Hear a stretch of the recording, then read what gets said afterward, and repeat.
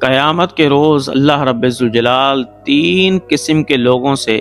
نہ کلام فرمائے گا، نہ ان پر نظر رحمت فرمائے گا، نہ انہیں پاک کرے گا، بلکہ دردناک عذاب ان کو ہوگا۔ حضور علیہ الصلوۃ والسلام سے پوچھا گیا، یا رسول اللہ وہ کون سے تین قسم کے لوگ ہیں؟ پیارے آقا نے فرمایا، جو شخص تکبر سے اپنے کپڑے لٹکائے اور بہت زیادہ احسان جتلائے،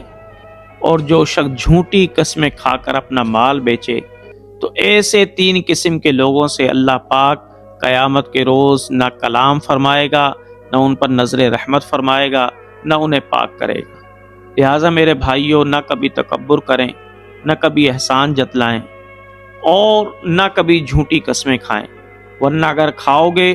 تو پھر آپ اللہ کے غضب میں گرفتار ہو جاؤ گے، لیکن اگر ان چیزوں سے بچو گے تو فلاح پا جاؤ گے۔